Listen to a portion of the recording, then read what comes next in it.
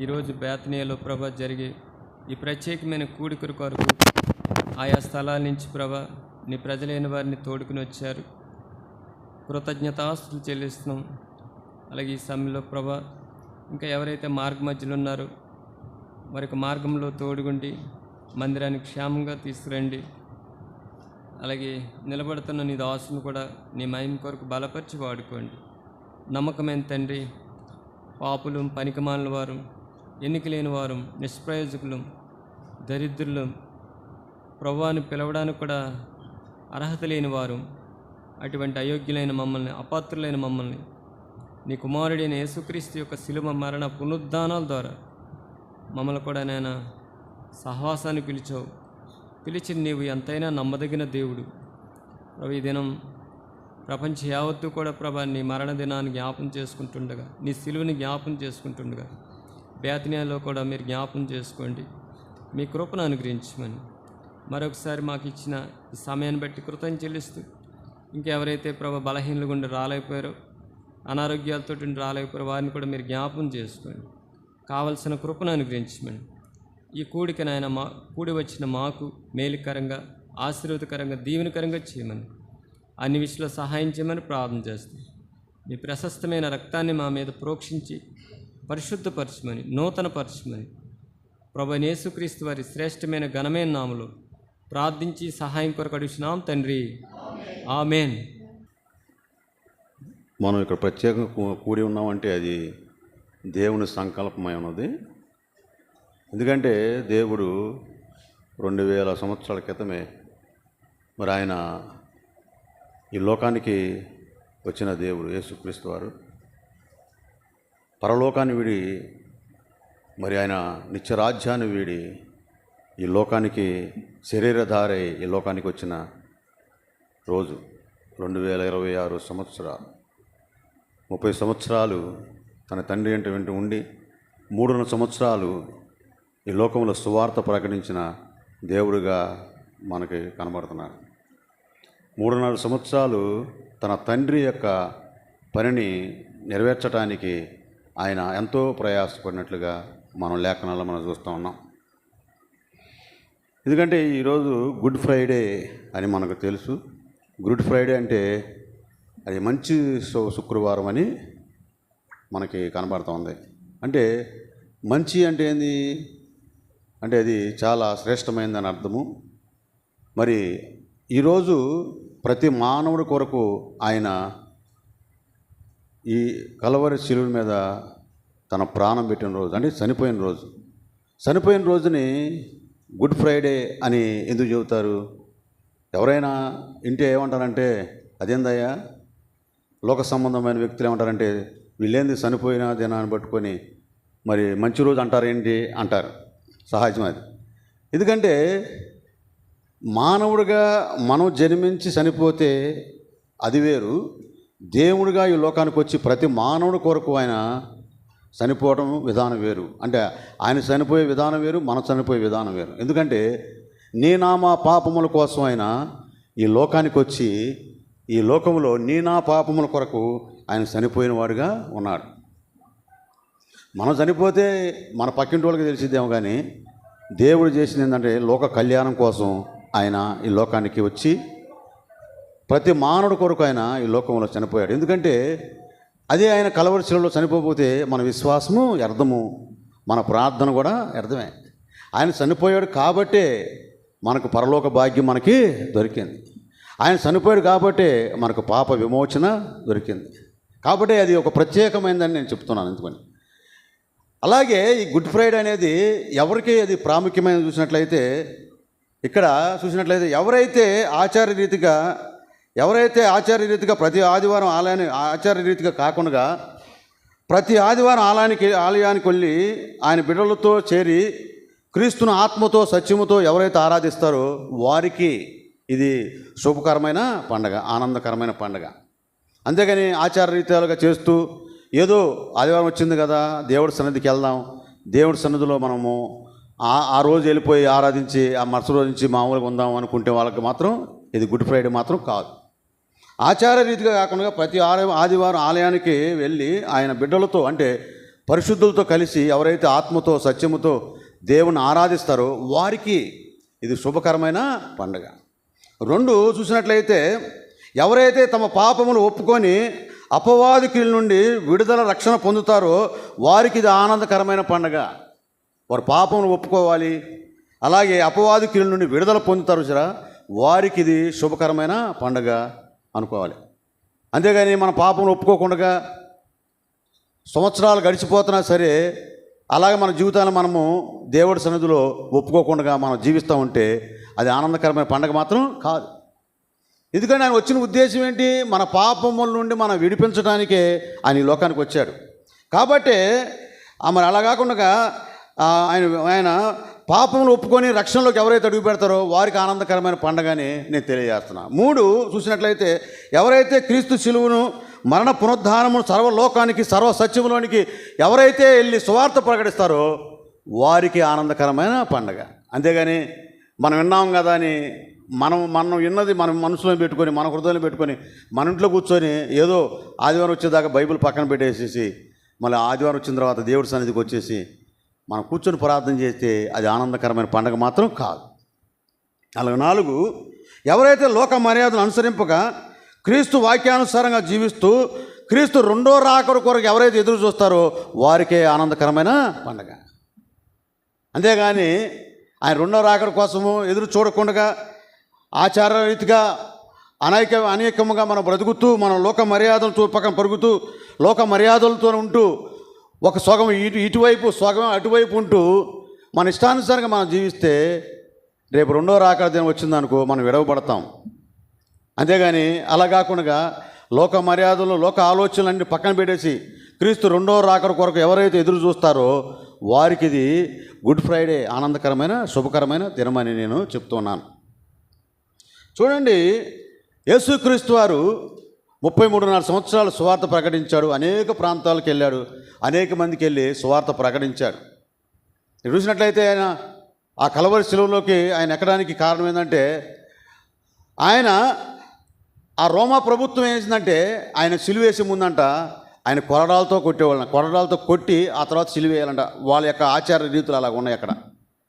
ఆ కొరడ ఎలాగ ఉంటుందంటే ఇది ఒక సెండ్రకోల్లాగా ఉంటుంది. అది దానికంట శేషముతో చేయబడిన ఆ యొక్క గుళ్ళలాగా ఉంటాయంట. ఆ సెండ్రకోలు చివర ఆ గుళ్ళని పెట్టి దాన్ని కొడతా ఉంటే ఆ శరీరం అంతా కూడా నాగల చావులతో దున్నబడిందంట. అలా కాకుండా మనుషుల యొక్క ఎముకలతో ఆ సెండ్రకోలు చివర ఆ ఎముకలను పెట్టి దాన్ని బట్టి కొట్టేవాళ్ళంట. ఎందుకని అంటే ఆయన పాపం చేశాడని కాదు, కానీ నా పాపము నిమిత్తంగా ఆయనంట వదక తేబడిన గొర్రె వల్లే అలా ఉండిపోయాడంట. ఆయన ఆ రాత్రల్లో కూడా ఆయన శ్రమల పాలు చేశారు. ఆ రాత్రల్లో కూడా ఆయన కొరడాలతో కొట్టారు, చిత్రవధ చేసి ఆ తర్వాత ఉదయకాల సమయంలో 9 గంటల ప్రాంతంలో ఆయనకు సిలువ స్టార్ట్ చేశారు. దీని లోపల ఆయన యెరూషలేము వీధుల్లో ఆయన లాక్కుంటూ అలా మరి ఆ సిలువ యొక్క భారము దాదాపు 9 పౌండ్లు అంటది. ఆ సిలువ యొక్క బరువు నిలువు కొయ్యొచ్చేదానికి 9 అడుగులు అని చెప్పి తెలియజేస్తున్నారు. అడ్డ కొయ్యొచ్చేదానికి 6 అడుగులు అని చెప్పి తెలియజేస్తున్నారు. దాని బరువు వచ్చేదానికి 90 పౌండ్లు అని చెప్పేసి రాయబడింది.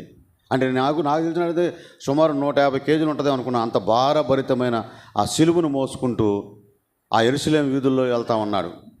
శరీరం అంతా కూడా ఎక్కడ కూడా గాయాలతో నింపబడింది, కానీ శరీరం ఎక్కడ కూడా కనపడిన రీతిగా కనపడాలి మనకి. అంత భారమైన ఆ శరీరం మీద కానీ ఆ సిలువనేసి ఆ మొయ్యిపోతుంటే కొరడాలతో కొట్టేవాళ్ళంట. వీపు మీద గుద్దులు గుద్దేవాళ్ళంట. ముందుకు వచ్చేసి ఉమ్ము వేసేవాళ్ళంట. అపహాసం చేశారంట. ఏం చేశారని అపహాసం చేయటం అంటే అది మనం చేసిన తప్పిదములే, మనం చేసిన పరిస్థితులే, మన కాళ్ళతో చేసిన పాపమును బట్టి కాళ్ళకు మేకులు దిగబడ్డాయి, చేతులతో చేసిన తప్పును బట్టి చేతుకు మేకులు దిగబడ్డాయి. ఒక్కొక్క మేకు సుమారు దాదాపు 9 అంగుళాలు ఉంటుందని నేను అన్నాను.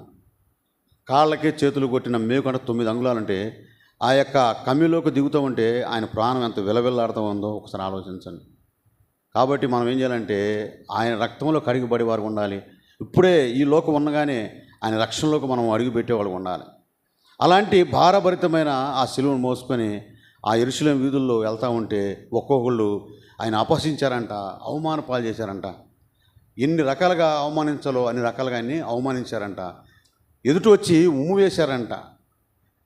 నువ్వు దేవుడు అయితే నిన్ను నువ్వు రక్షించుకోమని సిలువ మీద రెండో దొంగ ఎలా మాట్లాడాడో అలాగే ప్రతి ఒక్కరు కూడా అంట ఆయన అవమానకరంగా అవమాన రీతిగా మాట్లాడుతూ వచ్చారంట. ఆ రీతిగా ఆయన కలవరి సిలువలో మరి ఆ రీతిగా మరి ప్రాణం పెట్టడానికి 9 గంటల ప్రాంతంలో మరి ఆయన అక్కడికి వెళ్ళిన తర్వాత 3 గంటల ప్రాంతంలో ఆయన ఆ కలవరి సిలువ మీదకి అక్కడ ఒకటో మాట మాట్లాడుతూ వచ్చాడు. ఇక్కడ చూసినట్లయితే ఆ సిలువ యొక్క విలువ మనం ఒకసారి చూసినట్లయితే మనుషులకు ఎలా ఉన్నదో చూడండి. 1 కొరింథీయులకు రాసిన 1వ పత్రిక 1వ అధ్యాయం 18వ వచనం రాయబడింది, సిలువను గుర్చిన వార్త నశించుతున్న వారికి వెర్రితనముగాను రక్షించబడిన వారికి అంటే ఎలా ఉందంట దేవుని శక్తి అయి ఉన్నది అంటున్నారు. ఆ సిలువను మోసుకుని వాళ్ళు వెళ్తుంటే ఈ వెర్రి వారందరూ కూడా వెర్రితనంగా మాట్లాడారంట. ఆ సిలువ యొక్క విలువ వాళ్ళకి తెలియలా. ఆయన వచ్చిందే మన పాపం నిమిత్తం వచ్చాడని, మన కోసమే ఆయన ఇంతటి ఘోరమైన మరి దెబ్బలు కొడుతున్నా సరే ఒక్క మాట కూడా మాట్లాడకుండా ఆయన వదక తేబడిన గురి వాళ్ళకి ఉన్నాడని వాళ్ళకి తెలియదు. వాళ్ళకి ఎందుకంటే మనం చూస్తుంటాం కదా, మన సువార్త ప్రకటించడానికి వెళ్ళినప్పుడు ఎన్ని రకాలుగా మాట్లాడతారు, ఎన్ని రకాలుగా మనల్ని అవమానిస్తున్నారు. ఇప్పుడే కాదు, అప్పుడు ఆ రోజుల్లో కూడా అలాగే జరిగింది. ఎందుకంటే వారికి వెర్రితనంగా ఉన్నది అది. ఎందుకంటే అంటే మా దేవుడు అనే వాళ్ళు అనేక మంది ఉంటారు. కాబట్టి ఏంటంటే ఈయన వచ్చిన ఉద్దేశం ఏంటంటే పరలోక రాజ్యం ప్రతి ఒక్కరికి ఇవ్వాలన్న ఉద్దేశంతో ఆయన ఈ లోకానికి వచ్చాడు. అందుకే అంటాడు ఆయన రక్షించబడిన వారికి అంటే దేవుని శక్తి ఉన్నది. కాబట్టి ఆ సువార్త ప్రకటించడానికి మనం వెళ్ళినప్పుడు అనేక మంది మనల్ని అపహసించిన, అవమానించిన, అనేక రకాలుగా మాట్లాడినా సరే మనము ఆ మాటలు భరించగలుగుతున్నామంటే అది దేవుని శక్తి మనలో ఉంది కాబట్టే. లేకపోతే వాళ్ళు మాట్లాడే మాటలకి వాళ్ళు మాట్లాడే విధానం బట్టి చూస్తే మనం కూడా తిరగబడి అనేక రకాల దేవుని నామానికి అవమానం తెచ్చేవారు ఉంటాం. చూడండి, పాస్టర్లు సైతం కూడా అనేక మందిని రాడ్లతో కొట్టిన సందర్భాలు, అనేక మందిని దూషించిన సందర్భాలు ఎన్నో నేను చూసా. సువార్తకి వెళ్ళినప్పుడు నేను చూశాను. దాదాపు మనకి డిసెంబర్ 31 నుంచి మరి జనవరి వచ్చేంత వరకు కూడా మనం ప్రతిరోజు కూడా సువార్త ప్రకటిస్తాను వచ్చాం. దేవుని కృపను బట్టి మనం చేసిన ప్రార్థన జీవితం బట్టి ఎక్కడ కూడా మనకు ఆటంకాలు జరగల. కానీ ఆటంకాలు జరిగిన చోట అనేక చోట్ల ఆటంకాలు జరుగుతూనే వచ్చినాయి. యేసుక్రీస్తు వారు అలాగే సిలువలో ఆయన మరి వెళ్తున్నప్పుడు అనేక మంది అలాగ అపహసించారు, అవమానపరిచారు. అందుకే అంటున్నాడు, ఏమని మాట్లాడుతున్నాడంటే సిలువ గుర్చిన వార్త నశించున్న వారికి ఏమైందంట వెర్రితనంగా. ఎందుకంటే వాళ్ళకి తెలియదు. అది తెలియక వాళ్ళు అనేక రకాలుగా మాట్లాడతారు, అనేక రకాలుగా దూషిస్తారు. ఏమంటారంటే మాకు తెలుసులే, నువ్వు చెప్పేది మాకు అని అనేవాళ్ళు చాలామంది ఉంటారు. అనేక మంది చెబుతుంటారు మాకు తెలుసులే అంటుంటారు. కానీ అది వెర్రితనంగా, అది నీ కోసం నా కోసం అని, అది దేవుడే ఈ లోకానికి వచ్చాడు. అందుకే అంటారు మన పాపులుగా ఉండగానే దేవుడు అంట ఆ కలవరిశిలో మన కొరకంట ప్రాణం పెట్టాడంట. అనేక మంది ఉన్నారు ఇంకా పాపులుగా ఉండగానే ఆ కలవరిశిలో ఆయన ప్రాణం పెట్టిన దేవుడు ఉన్నాడంట. అది గుర్తించలేని స్థితిలో ఉన్నారు. కాబట్టి వాళ్ళు వెర్రితనంగా మాట్లాడుతూ వచ్చారు. అది దేవుణ్ణి ఎరిగిన ప్రజలు, ఆయన రక్షించబడిన ప్రజలు ఏమన్నా ఉండంటే అది దేవుని శక్తే ఉన్నది అంటున్నారు. అందుకే మనం ఏం చేయాలంటే దేవుని యొక్క సువార్త కానీ దేవుని యొక్క పనులు కానీ మనం చేసేటప్పుడు మనం సిగ్గుపడేవారుగా ఉండకూడదు. ఎందుకంటే ఆయన ఈ లోకము మనకు శాశ్వతం కాదు. ఈ లోకంలో మనం ప్రయాణం వచ్చాం. ఈ లోకంలో ఇది శాశ్వతమైనది, రాజ్యం ఇది శాశ్వతమైనది కాదు. ఎందుకంటే మనము యాత్రికులమే ఈ లోకానికి వచ్చాము. మరలా మనం నిత్యరాజ్యంలోకి వెళ్ళవలసిన వారంగా ఉన్నాం. కాబట్టి దేవుని యొక్క సువార్త ప్రకటించే విషయంలో మనం సిగ్గుపడేవారు ఉండకూడదు. అందుకే పౌలు అంటున్నాడు, రోమపత్రికలో రాయబడింది 1వ అధ్యాయం 16వ వచనం రాయబడింది. అంటున్నాడు, సువార్తను గురించి నేను సిగ్గుపడవాను కాను. ఎలాగనగా నమ్ము ప్రతివానికి మొదట యూదునికును గ్రీసు దేశస్థునికి కూడా రక్షణ కలుగు చేయుటకు అది దేవుని శక్తి ఉన్నది అని రాయబడింది. మీరు చదవండి.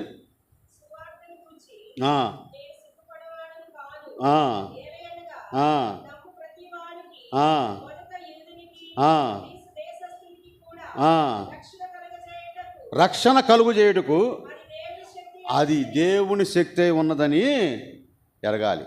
ఎందుకంటే ఆయన రక్షించడానికే, రక్షణ కలగజేయడానికే మొదట యూదునికి గ్రీసు దేశస్థునికి కూడా రక్షణ కలగజేయడానికి అది దేవుని శక్తి అయి ఉన్నది అంటాడు. ఆయన అంటాడు, నేను సిగ్గుపడను, సువార్త ప్రకటించడానికి సిగ్గుపడను అంటాడు. కొంతమంది బైబిల్ తీసుకొని మందిరం రావడానికే సిగ్గుపడతారు. ఎందుకంటే మేము రక్షించబడిన కొత్తలో ఇట్లా మందిరానికి బైబిల్ తీసుకొస్తుంటారా, మీరు కూడా దిగిపోయారా అని అడిగేవాళ్ళు మమ్మల్ని. దిగిపోయారా అంటే వాళ్ళకి తెలియదుగా. ఎందుకంటే దేవుని యొక్క ఇది వాక్యమై ఉన్నదని, వాక్యమే దేవుడై ఉన్నాడని యోహాను సువార్తలో రాయబడిన రీతిగా ఆ వాక్యమే దేవుడని వాళ్ళకి తెలియదు కదా, మనకు తెలుసు. కొంతమందికి బైబిల్ పట్టుకొని వస్తారు కానీ ఆ వాక్యమే దేవుడు అనే విషయం వాళ్ళకి తెలియదు. యోహాను సువార్తలో రాయబడింది కదా, వాక్యమే దేవుడెందు, చదవండి మీరు 1వ అధ్యాయం చదవండి. ఆది యందు వాక్యముండును, వాక్యం దేవుని యొద్ద ఉండును, ఆ వాక్యమే దేవుడై ఉండును. ఆ వాక్యము దేవుడై ఉన్న సత్యం కూడా వాళ్ళకి తెలియదు. తెలియక వేస్తుంటారు, ఎక్కడ పడితే అక్కడ తీసుకెళ్ళి పెట్టేస్తుంటారు. మరి బంగారాన్ని తీసుకెళ్ళి ఎక్కడ పెడతారు? బీరువాలో పెడతారు. బైబిల్ ఇది తీసుకెళ్ళి ఎక్కడ పడితే అక్కడ పెడుతుంటారు. అంటే ఏంటంటే దేవుడి సన్నిధికి వచ్చేవాళ్ళు కూడా విలువ తెలియదు. ఇది పరిశుద్ధమైన గంధమని, ఇది రేపు నిన్ను నిత్యరాజ్యములకు నడిపించుద్దని, పరలోక రాజ్యం చేర్చడానికి దేవుని యొక్క మాటలు మన మధ్యన ఉంచాడని అన్న విషయాన్నే మర్చిపోతాం. ఎక్కడో పెడతాం. వాగ్దానాలు తీసుకుంటారు. మేము కొన్ని ప్రాంతాలకు వెళ్ళి మరి ప్రార్థన చేసి వాళ్ళ ఇంటికి వెళ్ళి ప్రార్థన చేయమని వెళితే మేము వెళ్ళినప్పుడు కొన్ని ఇల్లు పూరిళ్ళు అలా వెళ్ళి తల తగలకంగానే ఆ చూరులో నుంచి కొన్ని వాగ్దానాలు కింద పడే సందర్భాలు నేను ఎన్నో చూశాను. నేను నా యొక్క ఆత్మీయ జీవితంలో ఏందమ్మంటే ఏందో వాళ్ళకే తెలియదు. అది ఏంటంటే వాక్యము తీసుకుంటాము, ఆ వాగ్దానం తీసుకుంటాం, ఆ వాగ్దానాన్ని జాగ్రత్త పెట్టుకొని ప్రతిదినం మనం ప్రార్థన చేయాలి. దానికోసమే ఇప్పుడు మనం పొలం తీసుకుంటాము. పొలం దేనికి తీసుకుంటాము? పండించుకోవడానికి. అది కౌలు తీసుకుంటాం అనుకుందాము. దాన్ని పొలం తీసుకొని రాసుకొని నువ్వు ఆ ఇంట్లో పనుకుంటే ఆ పొలంలో నుంచి నీకు ధాన్యం 10 సంవత్సరం వచ్చిద్దా? ఇంటికి వచ్చిద్దా? రాదు. అలాగే దేవుని వాక్యం ఆ పొలం వేసిన తర్వాత విత్తనాలు వేయాలి, దాన్ని దున్నాలి, విత్తనం వేయాలి, నీరు పోయాలి, కలుపు తీసుకోవాలి, ఎన్నో ఉండే దానికి. అప్పుడే సంవత్సరం అయిపోయిన తర్వాత నీ ఇంటికి ఆ వడ్లు వస్తాయి. అలా కాకుండా ఇంట్లో పనుకుంటే పక్కనోడు చక్కగా పని చేసుకుంటా ఉంటే నువ్వు ఇంట్లో పనుకుంటే నీ ఇంటికి ధాన్యం వస్తుందా? అలాగే నువ్వు వాగ్దానం తీసుకుంటే ఆ వాగ్దానుసారంగా నువ్వు ప్రార్థన చేయకపోతే నువ్వు ఎప్పుడు ఫలిస్తావు? ఎప్పుడు పరలోక రాజ్యానికి నువ్వు చేరుతావు? ఈ లోపే నువ్వు దేవుని సరి అయిన రీతిగా నువ్వు ఆరాధించకపోతే ఆ నిత్యరాజ్యంలోకి పోగొట్టుకొని అగ్నిగుండలోకి వెళ్ళిపోతే, ఆ వాగ్దానం ఫలించకపోతే, కొంతమంది అంటారు ఎన్నో సంవత్సరాల నుంచి మేము దేవుడి సన్నిధికి వస్తున్నామండి, మాకు కార్యాలు జరగట్లేదంటే నువ్వు ఎక్కడ పెట్టే వాగ్దానం? అనుదినం నిత్యం ప్రార్థన చేస్తున్నావా? నిత్యం ఆయన సన్నిధులు అంగలారుస్తున్నావా? ఆయన నిన్ను పరలోక రాజ్యం చేరుస్తాడు. ఆయన నీ కొరకు నా కొరకు ఆ కలవరి శిలువలో రక్తం కార్చాడని, భూమి మీద ఆయన యొక్క రక్తము దారాలుగా కారిందని, ఆయన పాదాలు రక్తసిక్తమై ఈ భూమిని తడిపిందనే విషయము మరి మనకు తెలుసా? ఆ రక్తం లేకపోతే, ఆ రక్తం సిందించకపోతే మనకు పాప విమోచన లేదని మనకు తెలుసా? కాబట్టి ఆయన రక్తం సిందించగల కారణం ఏంటంటే నిన్ను నన్ను పరలోక రాజ్యానికి చేర్చడానికే. అలాంటి దేవుని అంట సువార్త ప్రకటించాలంట సిగ్గుపడేవాళ్ళు అనేక మంది ఉన్నారు. అందుకే పౌలు అంటాడు, నీ సువార్త ప్రకటించడానికి నేను సిగ్గుపడను అంటున్నాడు. మరి మన మనసు ఎలాగున్నది ఒకసారి ఆలోచించండి. ఎందుకంటే సిలువ విలువ తెలియక ఆ రీతిగా అంటాం. కానీ ఆయన అంటాడు, నిత్యము నా సిలువను ఎత్తుకొని మీరు నడవండి. అది చేయాలి. కానీ తేలిక మార్గం చూసుకొని ఏముందులే ఆచార రీతిగా అలవాటు ప్రకారంగా మేము 30 సంవత్సరాల నుంచి మందిరానికి వస్తున్నాం అనడానికి నీ సీనియారిటీ ఆయనకి అవసరం లేదు. ఏం కావాలంటే నీ సిన్సియారిటీ అవసరం. నీ సీనియారిటీ ఎందుకు? నువ్వు 20 సంవత్సరాల నుంచి రా, 30 సంవత్సరాల నుంచి రా, ఎన్ని సంవత్సరాల నుంచి నువ్వు వచ్చినా ఆ నీ సీనియారిటీ ఆయనకు అవసరం లేదు. కానీ నీ సిన్సియారిటీ ఆయనకు అవసరం. నువ్వు ఎంతవరకు ప్రార్థన చేయగలుగుతున్నావు, ఎంతవరకు నువ్వు ఉదయకాల సమయం లేచి నువ్వు దేవుడి సందులో నువ్వు అంగలార్చగలుగుతున్నావు అనేది ఆయన చూస్తాడు. అదే ఆయన కోరుకునేది అదే. కాబట్టి ఆయన రక్తం ఎంతో పరిశుద్ధమైనది. ఆయన భూమి మీద ఆయన రక్తం సిందించాడంటే నిన్ను పరలోక రాజ్యం చేర్చడానికే. నీలో ఉన్న అతిక్రమలు, నీలో ఉన్న దోషములు, నీలో ఉన్న ప్రతిది కూడా తీసివేస్తే తప్ప నువ్వు పరలోక రాజ్యం చేరడు. ఆయన ఎందు నువ్వు విశ్వాసంగా నిలబడలేవు. అందుకంటాడు, విశ్వాసం లేకుండా దేవుడికి ఇష్టడై ఉండట అసాధ్యము. నువ్వు అసలు విశ్వాసమే నీకు లేకపోతే దేవుడి సన్నిధిలో నువ్వు ఎలా ప్రార్థించగలుగుతావు? అందుకే చెప్తుంది ఏంటంటే ఆయన ఆ రీతిగా శిలువ ధ్యానం చేయకపోతే నీ విశ్వాసం అర్థమే, నువ్వు చేస్తున్న నీ ఆత్మీయ జీవితం కూడా అర్థమే. ఆయన శిలువ ధ్యానం చేశాడు కాబట్టి, ఆయన రక్తం భూమి మీద చిందించబడింది కాబట్టి, ఆ రక్తమే మనని పవిత్రపరిచింది కాబట్టి అది మన విశ్వాసం కొనసాగిస్తూ పరలోక రాజ్యమునకు మనం చేర్చగలుగుతాం. లేకపోతే లేదు, పరలోక రాజ్యం లేదు. కాబట్టి ఆయన అంటాడు కదా, నేను సువార్తను గురించి నేను సిగ్గుపడను. అనగా నమ్ము ప్రతివానికి అంట ఏమి కలిగిస్తాడంట? రక్షణ కలగజేయటానికే ఆయన బయలుదేరాడంట. నా జీవితంలో కూడా ఆ కలువరి సిలువను మనం కూడా ఎత్తుకునేవారు ఉండాలి. ఆయన ఎత్తుకున్నాడు కదా, ఆయన మేకులు ఆయన పీక్కులేడు, ఆయన మన్నేం రక్షిస్తారనే వాళ్ళు ఎంతమంది ఉన్నారమ్మా? ఎంతోమంది ఉన్నారు. దాని సమాధానం చెప్పగలుగుతున్నారా? ఎవరు చెప్పలేరు. ఎందుకంటే మళ్ళీ ఏమైనా చేస్తారని భయం, ఏమైనా కొడతారని భయం. అలా హింసక పాలైన వాళ్ళు అనేక మంది ఉన్నారు. దేవుని కోసం మరణించిన వాళ్ళు అనేక మంది ఉన్నారు. దేవుని కోసం ప్రాణ త్యాగము చేసిన వాళ్ళు అనేక మంది ఉన్నారు. స్టెఫెను అయితే రాళ్లతో కొట్టబడ్డాడు, ఆయన హతసాక్షి అయ్యాడు. ఇప్పుడు కూడా ఉన్నారు కదా హతసాక్షులు అనేక మంది ఉన్నారు. కాబట్టి ఆయన రక్తం భూమి మీద చిందించబడిందంటే ఆయన రక్తం మననంట పవిత్రపరచటానికే. యేసు రక్తము మన జీవితంలో నూతనత్వాన్ని నింపడానికే. చూడండి, యేసు రక్తం యొక్క విలువ గురించి మనం కొన్ని విషయాలు మనం చెప్పుకుందాం. యేసు రక్తము ఒకటి మననంట పరిశుభ్రపరిచిద్దంట. యేసు రక్తం, ఆ రక్తం అంట మనంట పరిశుభ్రపరిచిద్దంట. చదవండి ఒకటో యోహాను రాసిన మొదటి పత్రిక 1:7 చదవండి.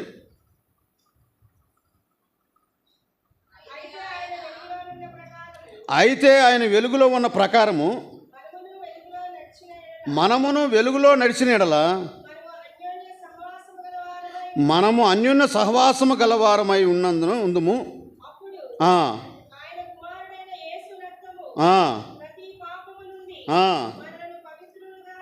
అది చూసారా, పరిశుద్ధపరిచిద్ది, పవిత్రపరిచిద్ది ఆయన రక్తం. అందుకే అంటాడు కదా, అయితే ఆయన వెలుగులో ఉన్న ప్రకారము మనమును వెలుగులో నడిచిన ఎడల. అక్కడ పాయింట్ ఉంది చూడండి. అక్కడ మనం అంటాము యేసు ప్రభులో మేము నమ్ముకున్నామండి, మేము ఇన్ని సంవత్సరాల మందిరానికి వెళ్తున్నాం అంటాం. మనలో ఏముంది? వెళ్తున్నాం కరెక్టే, సరైన విధానం ఉందా? వెలుగు ఉందా మనలో? అంటే యోహాను సువార్త నేను వెలుగై ఈ లోకానికి వచ్చానన్నాడు. మీరు చీకటి సంబంధులుగా బ్రతుకుతున్న మీ మీదకి నేను వెలుగై వచ్చానంటాడు ఆయన. అంటే మీరు వెలుగై ఉన్న ఎడల, నడిచిన ఎడల అంటే దాని అర్థమైంది, ఈ లోకంలో ఉన్నదేంది? శరీరాశ, నేత్రాశ, జీవపుటం ఉన్నది. వాటిని తప్పుకొని ఆ వెలుగులోకి ఎలా నడవగలుగుతాం? ఉదయం లేచిన కానీ సాయంత్రం దాకా ఈ లోకంలోనే నడవాలి. ఈ లోకంలో నడిచినప్పుడు ఆయన వెలుగు మనలో ఉన్నదా? ఏం పని చేస్తుంది మనల్ని? అది అన్న పాయింట్ అక్కడ వాడింది. అది ఆయన ఏమన్నాడు? ఆయన అయితే ఆయన వెలుగులోనున్న ప్రకారము మనమును వెలుగులో నడిచిన ఎడలా. నడవాలి కదా వెలుగులో. ఆయన వెలుగు మనలో ఉంటే మనలో అసలు మన పద్ధతే మారిపోయింది, మన ఉద్దేశాలు మారిపోతాయి, మన నిర్ణయాలు మారిపోతాయి. పక్కన ఏమంటారంటే మొన్నటిదాకా ఈడు ఉన్నది ఉద్దేశం వేరు, ఇప్పుడు ఉన్న ఉద్దేశం వేరు. మొన్నటిదాకా ఉండి ఈడు నడక వేరు, ఇప్పుడు ఈడు ఉన్న నడక వేరు. మొన్నటిదాకా ఉండి ఈడు మాటలు వేరు, వీడి మాటలు వేరు, ఇప్పుడున్న మాటలు వేరు అని ఆ మాటలో వ్యత్యాసం కనబడింది. దేవుణ్ణి కదిలించండి. ఆయన ఏమంటాడు? కొట్టిన వారిని నేను కొడతానంటాడా? తిట్టిన వారిని నేను తిడతానంటాడా? అసలు ఆ మాట వచ్చింది ఆయన నోటంటే. ఎందుకంటే ఆయన వెలుగై ఉన్నాడు. వెలుగులో అన్నీ కనపడతాయి మనకి. మనం ఏం మాట్లాడుతున్నాం, మనం ఏం చేస్తున్నాం అన్నీ కనపడింది. చీకటిలో ఏమైనా కనపడిద్దా? వస్తువు కనపడిద్దా? అంటే ఈ లోక ప్రకృతమైన సంబంధమైన ఆ స్విచ్ చేస్తే ఆ వెలుగులో మనం చూస్తాం తప్ప ఆధ్యాత్మికమైన వెలుగులో నుంచి మనం చేస్తుంది ఏదో మనకు కనపడాలంటే అదేమైపోద్ది? గుడ్డితనం కలగజేసేది లోక సంబంధమైన దేవత. ఎవరు? అపవాదే కదా. మరి అదే కదా. అంటే ఆ గుడ్డితనంలో మనం ఏం మాట్లాడతాం మనకు తెలియదు. ఆ గుడ్డితనంలో మనం ఏం చేస్తున్నామో మనకు అర్థం కాదు. ఆ గుడ్డితనంలో కొనుక్కున్నాను ఉండటానికే నేను వెలుగులో ఉన్నట్లుగా మీరు కూడా వెలుగులో నడిచిన ఎడలా. అక్కడే అయిపోయింది మన పని అక్కడే అయిపోయింది. అప్పుడు మీరు ఎలా ఉంటారంట? నడిచిన ఎడల మనము అన్యోన్య సహవాసం కలవారమై ఉందుము. అప్పుడు ఆయన కుమారుడైన యేసు రక్తము ప్రతి పాపము నుండి మనం అప్పుడు పవిత్రపరిచిద్ది. అప్పుడు దాకా మేము సీనియర్లు అని చెప్పుకున్నా ఉండదాడ. సిన్సియారిటీ లేకుండా నువ్వు ఎక్కడికి వెళ్ళినా సరే నీ జీవితం ఎలాగ ఉండాలి? వెలుగుమయం ఉండాలి. నీ వెలుగులో నడవాలి. ఎదుటివారు నేను గిచ్చినా గిల్లినా ఏం చేసినా సరే నీ మాట వెలుగు సంబంధమైన మాట అయి ఉండాలి. ఎన్ని సంవత్సరాల నుంచి మనం మందిరానికి వస్తున్నామో అలాంటి సిచ్యువేషన్ లేకపోతే ఆయన రక్తం మన పవిత్రపరచదు. మన మాట, మన చూపు, మన ఆలోచనలు, మన తలంపులన్నీ కూడా ఎలాగ ఉండాలంటే పవిత్రంగా ఉండాలి. ఎందుకని? యేసు రక్తం మన పవిత్రపరిచింది కాబట్టి. అంతే కదా. యేసు రక్తము ప్రతి మానవుని యొక్క పాపమునంట పరిహరించిద్దని రాయబడింది, పవిత్రపరిచిద్దని రాయబడింది. యేసు రక్తము ఒకటి పవిత్రపరచును అని రాయబడింది. జకర్యా గ్రంథంలో రాయబడింది చూడండి. మరి 13:1 రాయబడింది. అక్కడ అంటారు కదా, ఆ దినమున పాపములను, అపవిత్రములను, పరిహరించుడు దావీదు సంతతి వారి కొరకు యెరూషలేము నివాసుల కొరకు అంటే ఓట ఒకటినంట సిద్ధపాటు చేశాడంట ఆయన. చదవండి, మీరు చదవండి. ఎక్కడ కన్నా 13 వచ్చింది చదవండి.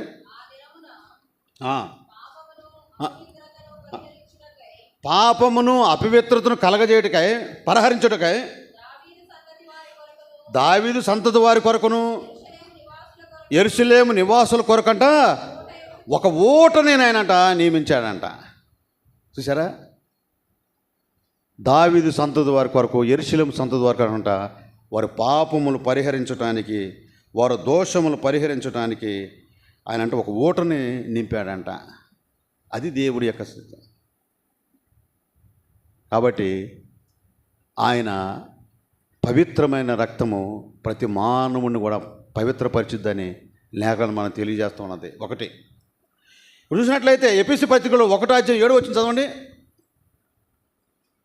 దేవుని కృపామహదైర్ఘ్యమును బట్టి ఆ ప్రియుని యందు ఆయన రక్తం వలన మనకు విమోచన అనగా మన అపరాధములకు క్షమాపణ కలిగి ఉన్నది. చదవనమ్మా, మీరు చదవండి మళ్ళీ. దేవుని కృపా మహదైర్ఘ్యమును బట్టి ఆ ప్రియుని యందు ఆయన రక్తం వలన అది మనకు విమోచనము అనగా అది దేని బట్టి అంట? ఆయన కృపా మహదైశ్వర్యను బట్టి అంట. అలాగే ఆ ప్రియుని యందు ఆయన రక్తం వలన అంట మనకంట విమోచన అనగా అపరాధములకు క్షమాపణ కలిగిందంట. అంతేగాని వెనకటి రోజుల్లో పాత నిబంధన గ్రంథంలో గొర్రెల రక్తము అవి తీసుకెళ్ళిపోయి ప్రధాన యాజకుడు అంట ఆ మందిరం లోపలికి వెళ్ళిపోయి అందరూ మానవులు వెళ్ళంట ఆయనంట ఒక బలిగా అర్పించి ఆయన అలా అర్పించి వచ్చేవాడంట ప్రతి సంవత్సరం. అలా కాకుండా యేసుక్రీస్తు వారే ఏకైక బలిగా ఆయనే ఈ ప్రతి మానవుడు అందరూ కొరకంట ఒక బలిగా ఆయన అర్పించబడ్డాడంట. అప్పుడు దినాల్లో గొర్రెల రక్తం తీసుకెళ్ళిపోయి ప్రధాన యాజకుడు లోపలికి వెళ్ళి ప్రతి మానవుడు కొరకు ఆయన అక్కడ అర్పించి వచ్చేవాడు. కానీ ఒకే ఒక వ్యక్తి దేవుడే ఈ దేశానికి రాష్ట్రాలన్నిటి కూడా భూమి మీద బూదిగంతులు అందరి వరకంట ఆయనే రక్తాన్ని పవిత్రమైన రక్తాన్ని సిందించి ప్రతి మానవుడు కొరకంట ఆయనంట బలియాగమయ్యాడంట ఆయన. అందుకని అంటున్నాడు దేవుని కృపా మహదైశ్వర్యము చొప్పున బట్టి ఆ ప్రియుని యందు ఆయన రక్తం వల్ల మనకు విమోచన అంట. ఎక్కడ కూడా నువ్వు ఎక్కడికి వెళ్ళా, నువ్వు పుణ్యయాత్రలకు వెళ్ళి నువ్వు ఎక్కడికి వెళ్ళా సరే ఏమి ఉండదు, ఏమి జరగదు. ఆడికి వెళ్తే 12 సంవత్సరాలకు ఆడికి వెళ్తే మొత్తం వచ్చేసి దాంట్లో బయటికి వెళ్ళిపోయేదంట. మళ్ళీ మనం పవిత్రపరచబడతామంటే ఒక మాట చెబుతున్నాను నేను. 40 రోజులు దీక్ష ఏమైపోయింది? 40 రోజులు దీక్ష ఏమైపోయింది మీరు చెప్పండి? దానివల్ల ఉపయోగం ఉండదు. అది దేవుని పరిశుద్ధమైన రక్తం వల్లనే మనం పవిత్రపరచబడతాం తప్ప ఎక్కడికి వెళ్ళిపోయి టయాన్ని వేస్ట్ చేసుకోవడం వల్ల ఉపయోగము ఉండదు. అది మానవుడు అంట అజ్ఞాన దశలో ఉండి ఆ రీతిగా ఆలోచిస్తున్నాడంట. పరిశుద్ధమైన దేవుని మర్చిపోయి, సృష్టికర్తని దేవుడు మర్చిపోయి, దేవగణములు దేవదూతలను విడిచిపెట్టి, పరలోక రాజ్యాన్ని విడిచిపెట్టి ఒక నరుడుగా ఒక మానవుడిగా ఈ లోకానికి వచ్చి నా పాపముల నిమిత్తంగా ఆయన రక్తం చిందిస్తే ఆ రక్తాన్ని ఎగతాళి చేస్తున్నారు మనుషులు. ఆ రక్తాన్ని ఎలా ఉంటుందంటే మా కొరకు కాదులే అంటున్నారు. చూడండి, అందుకే ఆయన అంటున్నాడు కదా, ఆయన కృపా మహదేశ్వరుని బట్టి ప్రియుని రక్తం వల్లనే మనం పవిత్రపరచబడతాం తప్ప మన ఆచార రీతిగా మనం చేసే క్రియలను బట్టి మనం చేసే తలంపులను బట్టి ఎంత మాత్రం కాదు. వచ్చేస్తుంది రాకడ దిన అతి సమీపము. ఇప్పుడు కూడా మనం రక్షించబడకపోతే, ఇప్పుడు కూడా మనం వెలుగులో నడవకపోతే, ఆ దేవుని వెలుగు మనలోకి ప్రవేశించకపోతే, మేము సీనియర్లు కదని చెప్పుకుని బ్రతుకుతూ ఉంటే ఉపయోగం ఉండదు. నీ యొక్క ఆత్మీయ జీవితానికి అర్థమే ఉండదు. ఆయన ఒకే ఒక బలిగా నన్ను రక్షించడానికి ఈ భూమి మీద జీవించిన ప్రతి ఒక్కరు కూడా రక్తం చిందించేసి ప్రతి మానవుని యొక్క పవిత్రత కొరకంట ఆయన సిలువలో ఆయన ప్రాణాన్ని పెట్టాడంట. ఆయన రక్తాన్ని భూమి మీద చిందించాడంట. అందుకే కొరింథీయులకు రాసిన మొదటి పత్రికలో చూడండి ఒకసారి, 6:11 చూడండి. మీలో కొందరు అట్టివారే ఉంటిరి కానీ ప్రభు అయిన యేసుక్రీస్తు నామమును మన దేవుని ఆత్మయందును మీరు కడగబడి పరిశుద్ధపరచబడిన వారే. అది ఎప్పుడు నీతిమంతులు తీర్చబడ్డారు చెప్పండి? ప్రభు అయిన యేసుక్రీస్తు నామమును దేవుని ఆత్మ వలనంట మీరు కడగబడ్డారంట, పరిశుద్ధపరచబడిన వారే నీతిమంతులుగా తీర్చబడుతున్నారంట. దేనివల్ల అంటే, ఒకటి యేసుక్రీస్తు నామములో దేవుని ఆత్మ వలనంట మీరు కడగబడ్డారంట. పరిశుద్ధాత్మని యొక్క నామములో మీరు కడగబడి పరిశుద్ధపరచబడిన వారే నీతిమంతులుగా తీర్చబడ్డారంట. అప్పుడు నీతిమంతులుగా తీర్చబడి మనము మన ఆత్మీయ జీవితం ఎలాగుండాలో ఒక్కసారి ఆలోచించండి. ఎలాగుండాలి మన జీవితము దేవుడి సన్నిధిలో ఎలా వెలిగించబడాలి. అందుకే అంటున్నాడు కదా, నేను వెలుగులో ఉన్న ప్రకారం మీరు కూడా వెలుగులో నడిచిన ఎడలా అన్నాడు పాయింట్ అక్కడ. అప్పుడు కదా మీరు అన్యోన్య సహవాసం గలవారై యేసు రక్తం మిమ్మల్ని పవిత్రపరిచేది అని అన్నాడు అక్కడ. కాబట్టి అక్కడ అంటాడు కదా, మీరు కడగబడి మీరు నీతిమంతులుగా తీర్చబడ్డారు. ఒకటి యేసు రక్తం అంట మనంట పరిశుద్ధపరిచిద్దంట, అంటే పరిశుభ్రపరిచిద్దంట. రెండు విమోచన కలగజేసిద్ది యేసు రక్తము. చూడండి, పేతురు రాసిన మొదటి పత్రిక 1:18-19 చూడండి. అక్కడ రాయబడింది, పితృపారపర్యమైన నీ వ్యర్థ ప్రవర్తనను విడిచిపెట్టినట్లుగా ఎండి బంగారములంటే క్షయ వస్తువుల చేత, అది వెండి బంగారములతో క్షయమైన వస్తువుల చేత మీరు పితృపార్యమైన మీ పద్ధతులు మీ పెద్దలు చెప్పిన మాట ప్రకారం మీరు రక్షించబడలేదు, కానీ అమూల్యమైన రక్తము చేత, అనగా నిర్దోషమును నిష్కలంకమును గొర్రె పిల్ల వంటి క్రీస్తు రక్తము చేత విమోచింపబడుతురని మీరు ఎరగరా అని అంటున్నాడు అక్కడ. చూసారా, ఎవరంటున్నారు ఈ మాట? అపోస్తులైన పౌలు కొరింథీ పత్రికతో మాట్లాడారు. మీరేమంటున్నాడు? మీ పెద్దల ఆచారాల ప్రకారంగా మీ పితృపారిపరముగా మీరు వ్యర్థ ప్రవర్తన విడిచిపెట్టినట్లుగా వెండి బంగారం వంటి క్షయమైన వస్తువుల చేత మీరు విమోచింపబడలేదు, కానీ అక్కడ చెప్పేశాడు మీరు అలా విమోచింపబడలేదు కానీ అన్నాడు. అంతే బయట అని ఏమన్నాడు? అమూల్యమైన యేసు రక్తము, అనగా నిర్దోషమును నిష్కలంకమునకు గొర్రెపిల్ల వంటి రక్తము, యేసు రక్తము చేత విమోచింపబడ్డారు తప్ప మీరు వస్తువులను బట్టో దాన్ని బట్టో దీని బట్టో మీ పెద్దలు చెప్పిన ఆచారాలను బట్టి మీరు రక్షించబడలేదని అక్కడ స్పష్టంగా చెప్పడం జరిగింది ఆయన. కాబట్టి కొంతమంది అపోహలో ఉంటారు.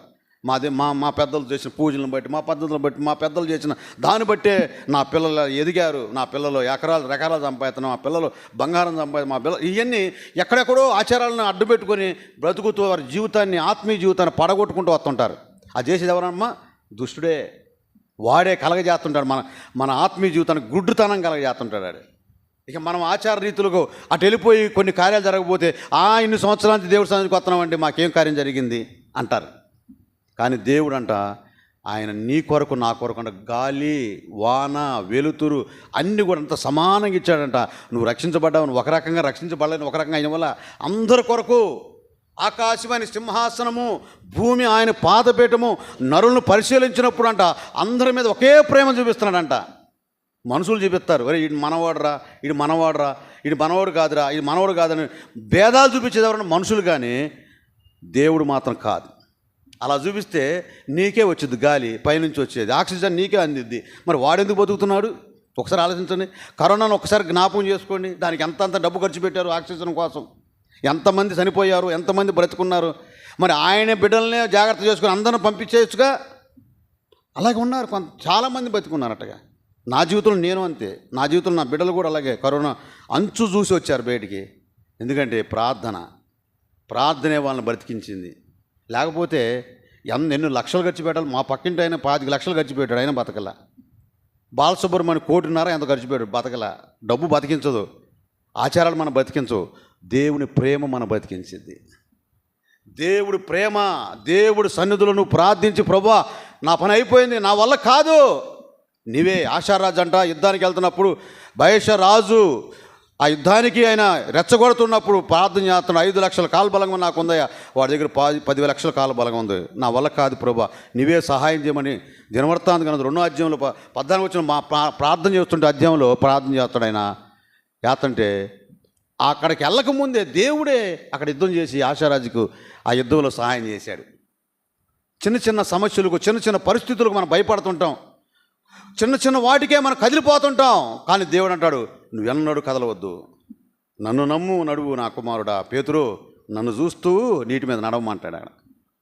ఆయన చూస్తూ నడిచినంతసేపు నడిచాడు. ఆ తర్వాత గాలి వీచగా ఎందుకు భయపడిపోయి మునగటం ఆరంభించాడు. అప్పుడు అంటాడు, అల్ప విశ్వాసి ఎందుకు నువ్వు భయపడుతున్నావు?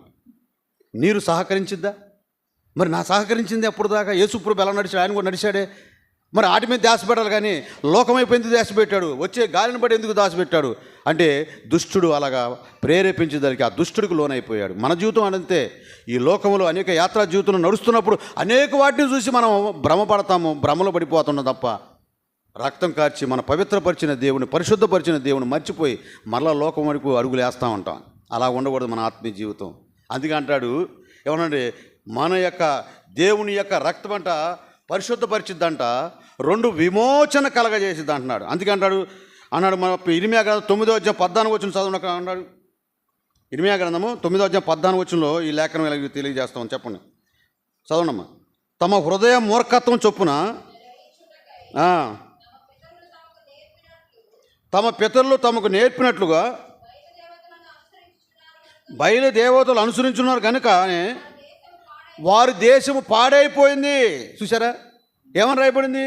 తమ హృదయము మూర్ఖత్వం చొప్పున, మూర్ఖత్వ ఆలోచనల చొప్పున జరిగించుటకై తమ పితరులు తమకు నేర్పినట్లుగా విగ్రహారాధనలు చేస్తూ వచ్చారంట అన్నాడు కదా. అనుసరించుతున్నారు కాబట్టి వారి దేశం పాడైపోయింది అంటాడు. దేశం అంటే మట్టి కాదే, దేశం అంటే మనుషులు. అంటే దేశం పాడైపోయిందంటే మనుషులే.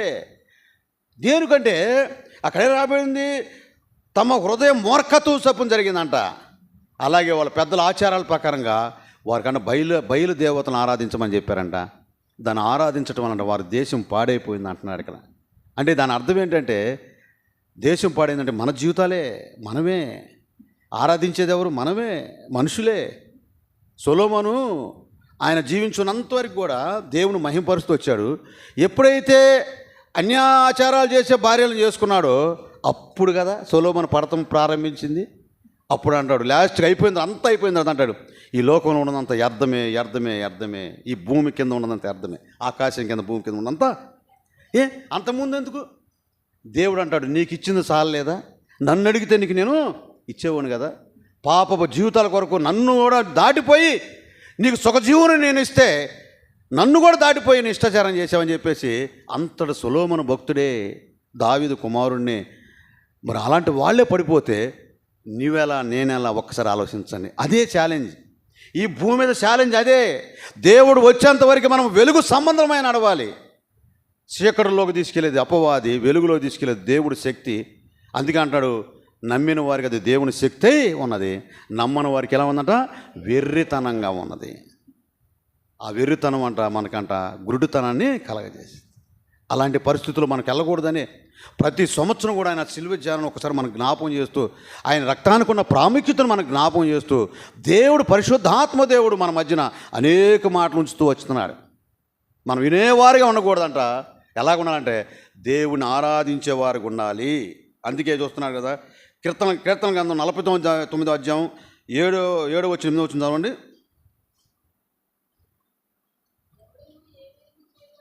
ఎవడును ఏ విధము చేతనైనను తన సహోదరుని విమోచించలేడు, కానీ వాడు కుళ్ళు చూడక నిత్యము బ్రతుకున్నట్లు వాని నిమిత్తము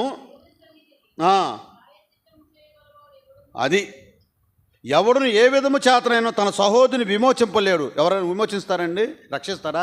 తన సహోదరుని రక్షించగలుగుతాడా అంటున్నాడు. వాడు కుళ్ళు చూడక నిత్యము బ్రతుకున్నట్లుగా, అంటే లోకములో ఉన్న పరిస్థితులు చూడక నిత్యం బ్రతుకున్నట్లుగా వాని నిమిత్తం కూడా దేవుని సన్నిధి ప్రాయశ్చిత్తము చేయగలవాడు ఎవరైనా ఉన్నారా?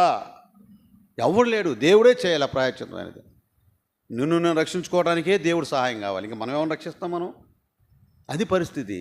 అలాగే 3, 1 యేసు రక్తం అన్నంట పరిశుభ్రపరిచిద్దంట, 2 విమోచించిద్దంట, 3 దేవునికి మనకంట సమాధానం కలగజేసిద్దంట యేసు రక్తం.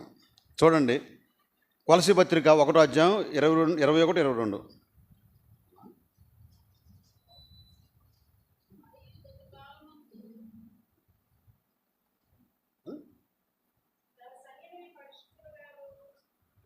చెప్పమ్మా, చదవమ్మా. మరియు గతకాలమందు దేవునికి దూరస్తులను దుష్క్రియల వలన మీ మనసులో విరోధభావం గలవారునై ఉండిన మిమ్మల్ని కూడా తన సన్నిధిలో పరిశుద్ధులుగాను నిరపరాధులుగాను నిలవబెట్టుటకు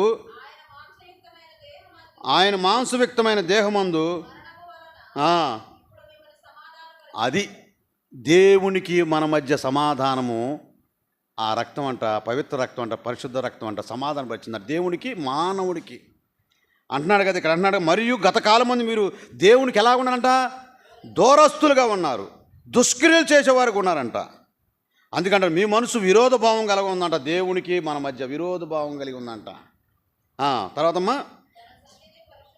తన సన్నిధిలో పరిశుద్ధులుగాను నిర్దోషులుగాను నిరపరాధులుగాను నిలువబెట్టుటకు ఆయన మాంసవ్యక్తమైన దేహమందు మరణం వలన ఇప్పుడు మిమ్మల్ని సమాధానపరిచిందంట. ఆయనే దిగొచ్చాడు మాంసవ్యక్తమైన మనిషిగా ఈ లోకానికి, పరలోక రాజ్యాన్ని విడిచి పరమును విడిచి ఈ దుష్ట లోకానికి వచ్చాడంట. మనం ఎలాగున్నామంటే ఆయన విషయంలో ఎలాగున్నాం మనము, దుష్టత్వం కలిగిన వాడు ఉన్నామంట, మరి దుష్క్రియలు చేసేవారికి ఉన్నామంట, దేవునికి మన మధ్య విరోధ భావం ఉందంట. ఆ విరోధ భావం కూడా దాని అంట దేవుడు రక్తం అంట సమాధానపరిచిందంట. ఆయన కలవరశిలో రక్తం కార్చబట్టి, ఆ కలవరశిలో ఆయన చనిపోవటం బట్టే మన మధ్య సమాధానం కుదిరిందంట, సంధి చేసిద్దంట యేసు రక్తము అంట సమాధానపరిచిద్దంట యేసు రక్తం. అందుకే ఏమన్నాడు కదా, కాబట్టి యేసు రక్తము మొట్టమొదటి ఏమని చెప్పుకున్నాం, పరిశుద్ధి. రెండోది విమోచించిద్దంట. 3 దేవునికి మన మధ్య సమాధానము కలగజేసిద్ది. 4 మనల్ని నీతిమంతులుగా తీర్చిద్దంట యేసు రక్తము. చూడండి రోమాపత్రిక 5వ అధ్యాయం 9వ వచనం చదవండి. 5:9 ఆయన రక్తం వలన ఇప్పుడు నీతిమంతులుగా తీర్చబడి మరింత నిశ్చయముగా ఆయన ద్వారా అది లెక్క. ఆయన ఏమన్నాడంటే, కాబట్టి అపోస్తులైన పౌలు రోమా సంఘంతో మాట్లాడుతున్న మాట, కాబట్టి ఆయన రక్తం వల్ల ఇప్పుడు ఎలాగున్నారంటే మీరు నీతిమంతులుగా తీర్చబడ్డారు, మరీ నిశ్చయముగా ఆయన ద్వారా, ఎవరి ద్వారా, అది యేసుక్రీస్తు ద్వారా ఉగ్రత నుండి కూడా కాపాడబడతామంట. చూసారా, ఆయన రక్తములో రేపు వచ్చే ఉగ్రతను కూడా అక్కడ మనం రక్షించబడతామంట. నీతిమంతులుగా తీర్చబడ్డాము, మరీ నిశ్చయముగా దేవుడే మాట్లాడతాం, మరీ నిశ్చయముగా ఆయన రక్తం వలన ఆ వచ్చే ఉగ్రత నుండి కూడా మనం కాపాడబడతామంట. ఉగ్రత నుండి కాపాడబడే వాళ్ళు ఎవరయ్యా అని ఎదురు చూసే రోజులు రాబోతున్నాయి. వచ్చే సంభవాలు, ఎప్పో పరిస్థితులు కూడా మన జీవితంలో కలగబోతున్నాయి. ఎవరు రక్షిస్తారా బాబు, ఎవరు రక్షిస్తారని ఎదురు చూసే రోజులు వచ్చేస్తున్నాయి. ఇప్పుడు అంటున్నారు కదా గ్యాస్ దొరకట్లా. ఇప్పుడు దొరుకుతుందమ్మా గ్యాస్? దొరుకుతుందా? ఎలక్ట్రికల్ కుక్కర్లు కూడా దొరకట్లా, ఎలక్ట్రికల్ మిషన్లు దొరకట్లా.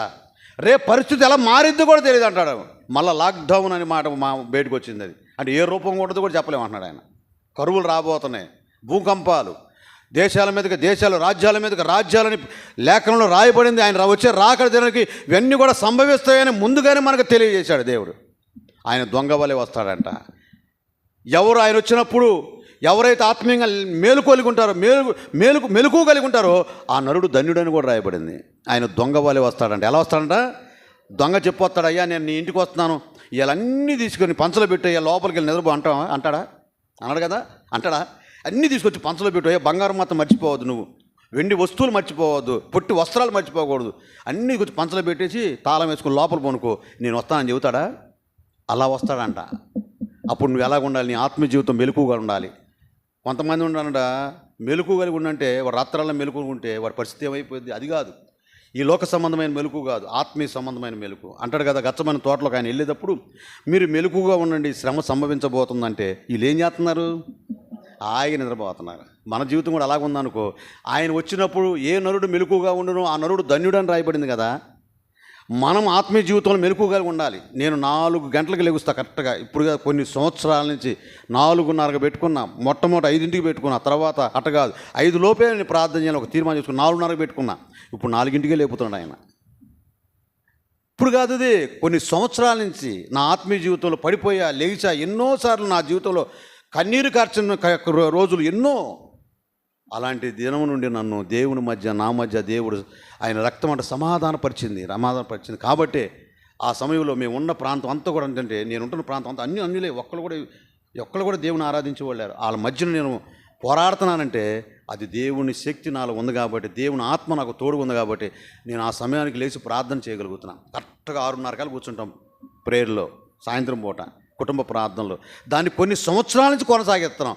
మనం చేసే ఆత్మీయ జీవితంలో మనం చేసే అడుగులు కరెక్ట్గా లేకుండా దేవుడి సన్నిధికి వెళ్తే మేము దేవుడి సన్నిధిలో ఎన్నో సంవత్సరాల నుంచి ఉంటున్నామండి, మా పని జరగట్లేదని మేము చెబితే అది అతిహాసంగా ఉంటుంది తప్ప ఏమి లేదు అక్కడ. నువ్వు నడిచే నడక కరెక్ట్గా ఉంటే దేవుని ఆత్మ నిన్ను విడిచిపోదు. నువ్వు చేసే ప్రార్థన కరెక్ట్గా ఉండాలి, నువ్వు చేసే పరిస్థితులు కరెక్ట్గా ఉండాలి. అప్పుడు కుటుంబం వర్ధిల్లిదని దేవుడు మాట్లాడుతున్నాడు.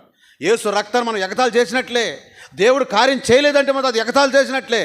నువ్వు దేవుని ఎగతాళి చేసినట్లుగా, అంటే దేవుని శక్తిని ఎగతాళి చేసినట్లుగా, దేవుని యొక్క నామాన్ని నువ్వు ఎగతాళి చేసినట్లే నీ ఇంట్లో నువ్వు కార్యం జరగలేదంటే.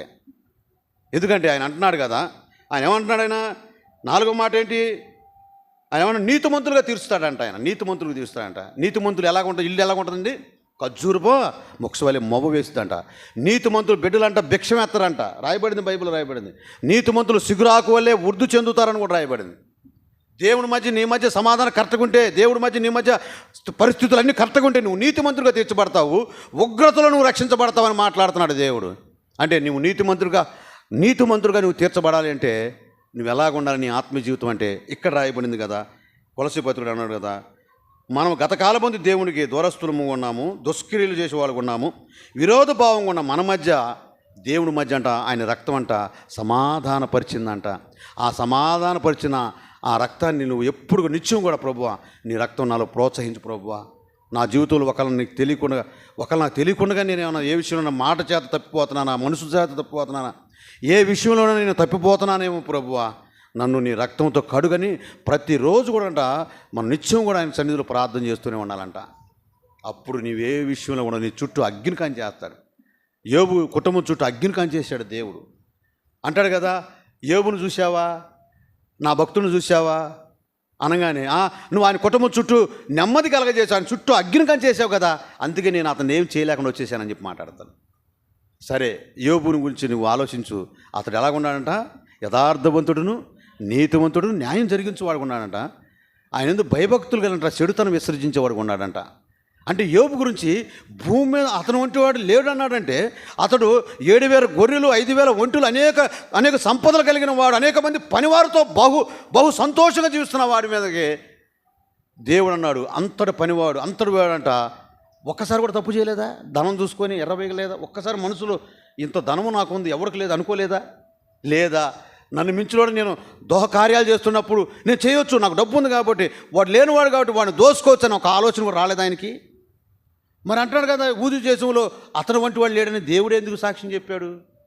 అతను వంటి వాడు లేడంట, అతను వంటి వాడు లేడని దేవుడే సాక్ష్యం చెబుతాడు, మనిషి కాదు. పక్కన బజారు కూడా మన గురించి సాక్ష్యం చెబుతాడు కూడా నాకు తెలియదు. కానీ ఒక దేవుడు సృష్టికర్త దేవుడు ఒక మనిషి గురించి, మానవుడి గురించి అతను వంటి వాడు లేడు అంటున్నాడంటే అతను ఎంత ధన్యుడు అంటావు, ఆ నరుడు ఎంత ధన్యుడు అంటావు మీరు ఆలోచించండి. అంటే ఆ ఆత్మీయ జీవితం ఎలా కట్టుకున్నాడు. కొన్నేళ్ళింటికంట 3 గంటల ప్రాంతం తన దూతను పంపించాడంట, ఆయన ధర్మ కార్యాలను బట్టి, ఆయన ప్రార్థనలు బట్టి అంట. మీరు ఆలోచించండి. ఆ యోబు గురించి అంతగా చెప్పాడంటే యోబుని కదిలించేశాడు. తనకు సమస్తం మొత్తం కోల్పోయినా సరే ఆయన ఏమన్నాడంటే 1వ అధ్యాయం 21 అంటాడు, తీవాకండమ్మ అంటాడు, ఈ సంగతి విషయంలో, ఏ సంగతి విషయంలో, పిల్లలను కోల్పోయిన విషయంలో, 10 మంది పిల్లలు, 7 మగపిల్లలు 3 ఆడపిల్లలు, 10 మంది పిల్లలు కోల్పోయి సమస్తాన్ని కోల్పోయినా సరే ఈ సంగతి విషయంలో దేవుడు నాకు ఎక్కడ అన్యాయం చేయలేదని మాట్లాడాడు. నువ్వైతే నేనైతే ఏమంటాను చెప్పండి, 10 మంది పోతే ఒక్క మనిషి అన్న ఉంటే బాగుంటుంది అనుకుంటాం లేదా? ఒక్క మనిషి అన్న ఉంటే పిల్లలను చూసుకుంటే 10 మందిని చూసుకుని బతికి అంటాం లేదా? కానీ ఏమన్నాడు, ఈ విషయంలో అంటాడు. 2వ అధ్యాయం వచ్చేదానికి తన భార్య అంటది, నువ్వు దేవుని దూషించి మరణం కామ్మాయా, నువ్వు దేవుడా అని మాట్లాడుతాను జరిగి ఎంతో కోపంతో ఉగ్రతంతో మాట్లాడినప్పుడు ఆయన అంటాడు ఆ విషయంలో కూడా తప్పిపోలా. ఆయన అంటాడు, మూర్ఖురాలు ఎలా మాట్లాడదు అలా మాట్లాడద్దు, నువ్వు సంతోషంలోనే దేవుడా, కష్టాల్లో దేవుడు లేడా అని మాట్లాడితే అపవాదికి సిగ్గేసి తలకాయ కొట్టుకుని వెళ్ళిపోయాడంట. దేవుడు యోబునంట ఆ ప్రాంతంలో అంట 4 దిక్కులు కూడా ఆశీర్వదించాడు. 200 ఆశీర్వాదం యోబుకు కలిగిందని రాయబడింది. అంటే అక్కడ కూడా చెల్లించలా, తన మనసు చెల్లించలా. అక్కడ కూడా సరే దేవుడు మన 4 దిక్కులు కూడా, తూర్పు ప్రాంతానికి ధనవంతుడైన యోబుని తూర్పు ఉత్తర దక్షిణ దిక్కులు కూడా ఆయన విస్తరింపజేశాడంటే దేవుని యొక్క ఆత్మీయ జీవితం ఎలాగున్నదో ఒకసారి మీరు ఆలోచించండి. మరి నీతిమంతుడయ్యాడు యోబు, అందుకే అంటాడు ఆయన రక్తం అంట నీతిమంతుడుగా తీర్చిద్దంట. అంత నీతిమంతుడిగా తీర్చిన మనని మన ఆయన వెలుగులో నడవకుండా ఈ లోకంలో నడుస్తూ ఉంటే రేపు ఉగ్రత పాలైపోతే మన ఆత్మీయ జీవితం ఏమైపోయింది? అది దేవుని మాట అంటున్నమాట. ఇంత ఆత్మీయ జీవితం కలుపుకొని ఇన్ని సంవత్సరాలు నా కోసం ప్రయాసపడి, ఇన్ని సంవత్సరాలు ఉపవాసం ఉండి, ఇన్ని సంవత్సరాలు నువ్వు గడుస్తూ ఈ విషయంలో నువ్వు తప్పిపోతే, ఒక్క విషయంలో తప్పిపోతే, రేపు ఉగ్రత దినం వచ్చినప్పుడు నువ్వు ఉగ్రత పాలైపోతే, నేను నా బిడ్డల కొరకు నేను ప్రయాసపడి రక్తం కార్చి ఆ కలవరి శిలువలో నేను ప్రాణం పెట్టిన దానికి అర్థం లేకుండా పోయేదని దేవుడు మాట్లాడుతున్నాడు. అది దేవుడు మాట్లాడుతున్నాడు. కాబట్టి యేసు రక్తం అంట ఏం చేసిందంట? పరిశుభ్రపరిచిద్ది. యేసు రక్తం విమోచించిద్ది. యేసు రక్తము దేవుడి మధ్య మన మధ్యన సమాధానపరిచిద్ది. యేసు రక్తం అంట నీతిమంతులుగా తీర్చిద్దంట. అందుకే యోహాను సువార్త 5వ అధ్యాయం 24 వచ్చిన చదవండి. అక్కడ నా మాట విని నన్ను పంపిన వాని యందు నిత్య జీవము గలవాడు, వాడు తీర్పులోనికి రాక మరణములోని జీవ మార్గంలో దాటి ఉన్నాడని మీతో నిశ్చయముగా చెప్పుతున్నాను. ఆయన మాట వినాలి, ఆయన యందు విశ్వాసం ఉంచాలి. ఆయన యందు విశ్వాసం ఉంచినప్పుడు ఆయన ఏమవుతాడంటే, ఆయన మాట విని ఆయన యందు విశ్వాసం ఉంచగలిగితే ఏమవుతాడంట? నిత్య జీవమునకు పాత్రుడు అవుతాడు, నిత్య జీవము గలవాడు అవుతాడు. తీర్పులోనికి పోక ఏమవుతాడంటమ్మా? మరణములో నుండి జీవ మార్గంలోనికి ప్రవేశిస్తాడు. అంటే ఆ ఉగ్రతలోకి వెళ్ళడానికి ఆ వ్యక్తి ఆ రకంగానే మన జీవితాన్ని కొనసాగించగలిగితే, ఆయన రక్తానికి ఉన్న ఆ నీతిమంతుడు, ఆ తండ్రి మనకిచ్చిన ఆధిక్యతను బట్టి మనం సంతోషిస్తూ ఆయన విశ్వాసం ఉంచి ఆయన మాట విని మనం కొనసాగుతుంటే, మన యాత్రా జీవితం కొనసాగుతుంటే ఏమవుతుంటే తీర్పులోనికి రాక మరణంలో నుండి జీవ మార్గంలో ప్రవేశిస్తామంట. అంటే ఇది అన్నిటిని దాటుకొని పరలోక రాజ్యంలోకి చేరిపోతామంట. ఈ యాత్రా జీవితం దేనికి? పరలోక రాజ్యం కోసమేగా. ఎంత కూర్చోవడం దేనికి? పరలోక రాజ్యం కోసమేగా. నిత్యం ప్రార్థన చేస్తుంది పరలోక రాజ్యం కోసమేగా. ఆ పరలోక పట్టణంలోకి చేరటానికే కదా మన యాత్రా జీవితం కొనసాగుతుంది. ఎన్ని రకాలుగా వ్యాధులు వచ్చినా, ఇబ్బందులు కలిగినా, ఎలాంటి పరిస్థితులు ఎదురైనా సరే, కుటుంబంలో ఎన్ని సమస్యలు వచ్చినా సరే, దేవా నీవు ఉన్నామని నేను ప్రార్థన చేస్తున్నానంటే కారణం ఏంటంటే పరలోక రాజ్యానికి చేరడానికి. కాబట్టి అంటున్నాడు, నా మాట విని నన్ను పంపిన వాడిని విశ్వాసం ఉంచి నువ్వు ఎప్పుడైతే నీ జీవితాన్ని కట్టుకుంటావో నువ్వు తీర్పులోనికి రాక జీవ మార్గంలోనికి ప్రవేశిస్తావు. అది దేవుని మాట.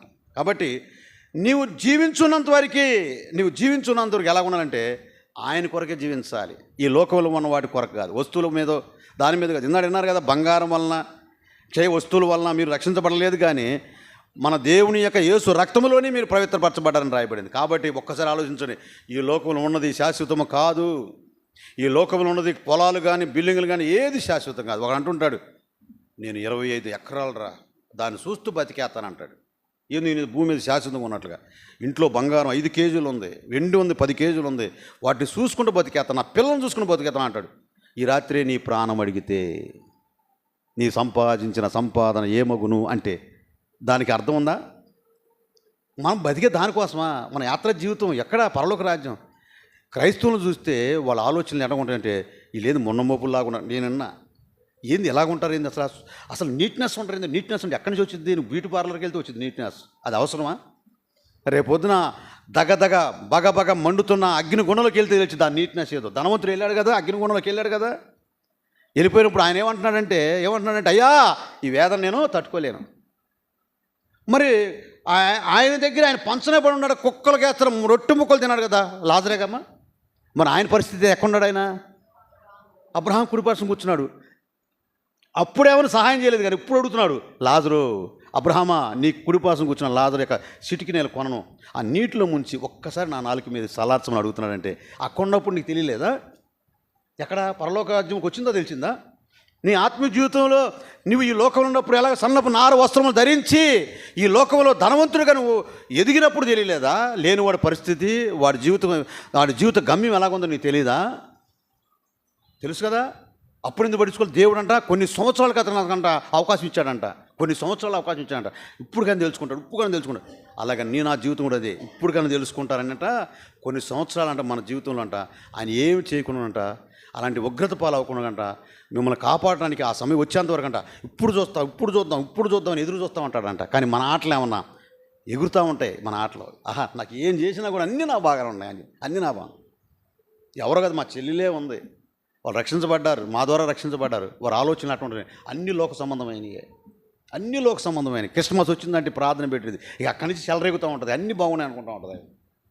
అక్కడే చెలరేగుతూ ఉంటుంది. ఎట్టకంటే మమ్మల్ని పిలుచుకుంటుంది, ప్రార్థన పెట్టుకుంటుంది, మళ్ళీ భయం, ప్రార్థన పెట్టుకుంటే ఏమైనా అయిద్దని భయం. ఇక అక్కడి నుంచి జనాల మీద చెప్పటం, ఆ డబ్బు చూసుకుని ఎర్రబేగటం, వాళ్ళ దగ్గరికి అంత లోక సంబంధమైనయే.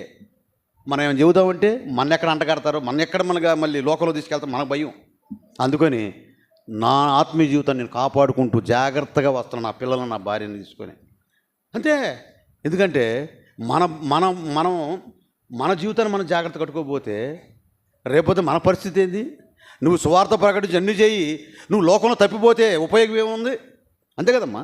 కాబట్టి అనేక మంది ఉంటారు, లోక సంబంధంగా ఆచారాలు చేస్తుంటారు, లోక సంబంధమైన అదేందా చెప్పింది, అలాంటి ఆచారాలు చేస్తూ బ్రతికే కన్నగా దేవుడి సన్నిధికి వచ్చి దేవుడి బిడ్డలతో ఆత్మతో సత్యంతో నువ్వు దేవుడిని ఎప్పుడు ఆరాధిస్తావో అది నీకు శుభకరమైన గుడ్ ఫ్రైడే.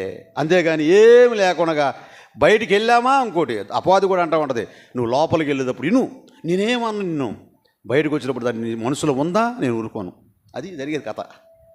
ఒక ఆమంట ఒక ముసలాం దగ్గర అంట 100 కొలది దెయ్యాలు ఉన్నాయంట. సంఘంలో ఒకటే వచ్చి హాయికి నిద్రపోతుందంట. ఏంది నువ్వు ఇక్కడ వచ్చి నిద్రపోతున్నావు అంటే, ఈ సంఘంలో ఉన్న వాళ్ళందరూ బయటికి వెళ్ళి మళ్ళీ మావలేగా వాళ్ళు వినటం వరకే మళ్ళీ ఇడిచిపెట్టి వెళ్ళిపోతారు. అక్కడ ఏందని చూస్తే ఆ ప్రార్థన కంటే తట్టుకోలేకపోతున్నాడు నా అపవాది. అమ్మో ఈమెను కదిలించలేకపోతున్నాం, ఎన్నో సంవత్సరాల నుంచి పడగొడదాం అనుకుంటే నిత్యం ప్రార్థన చేస్తానుంది, ఈమెను ఎన్నో 100 శానా దెయ్యాలు ఉన్నాయంట అక్కడ. అంటే దానికి అర్థం మీకు అర్థమైపోయి ఉంటుంది కదా. మన దగ్గర ఎన్నో ఉంటాయి. ఎందుకని మన ఆత్మీయ జీవితంలో మనం మామూలుగానే ఉంటాం, దానికి బాగా తెలుసు. ఏముండదు, ఊని ప్రార్థన చేస్తుంటారు అంతేగాని ఏముండదు, మనసులో ఏముండదు అంటదంట. ఏది ఈ యొక్క దెయ్యం అని. అక్కడైతే అవి నిత్యం ప్రార్థన చేస్తుంటే అవి కదిలించలేకపోతున్నాయంట. అంటే ప్రార్థన జీవితం సాతాను మీద విజయం కలగజేసిద్ది మనకి. ప్రార్థన జీవితం లోకంలో మనకంట ఆ విజయాన్ని కలగజేసిద్ది అంట ప్రార్థన జీవితం. అందుకే అంటాడు ఆయన రక్తం అంట మనంట అనేక రీతులుగా మనం కాపాడుతూ వస్తుందంట. నీ నడక పడక, నీ ఆలోచనలు, నీ తలంపులన్నీ కూడా ఆయనకంట స్పష్టంగా కనబడుతున్నాయి. ఎక్కడ ఉన్నాయి చెప్పమంటారు? కీర్తన కదా 139 కీర్తన ఒకసారి చదవండి, ఒకటి నుంచి చదవండి, గబగో చదవండి అమ్మ. 12 అయిందా?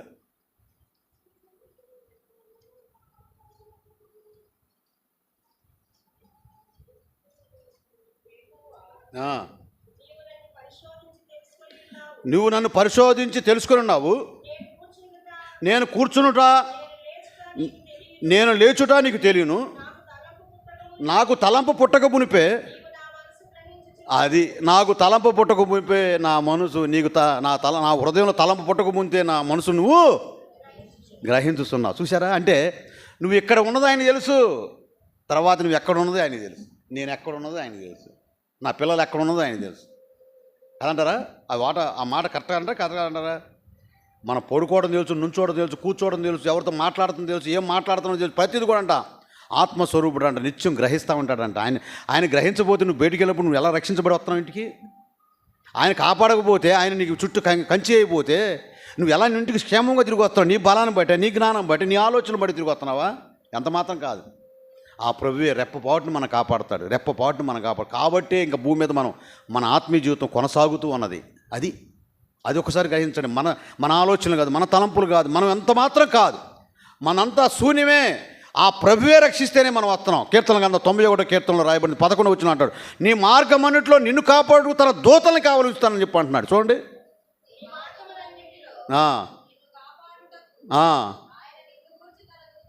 అది ఆయన నిన్ను గూర్చి అంటే ప్రత్యేకంగా అంటున్నాడు, నిన్ను గూర్చే నీ మార్గం అన్నింటిలో నిన్ను గురించి తన దూతలకు ఆజ్ఞాపిస్తున్నాడు. ఒక దూత 185,000 సంహరించేది.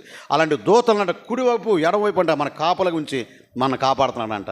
అది తెలుసా మీకు? అసలు అది తెలిస్తే ఇంట్లోకి రాగానే అయ్యా నువ్వు కాపాడినందుకు నీకు వందనాలని చెప్పి అని ఒక సమయాన్ని కూర్చోబెట్టుకొని ఆ సమయానికి మనం ప్రార్థన చేస్తాం.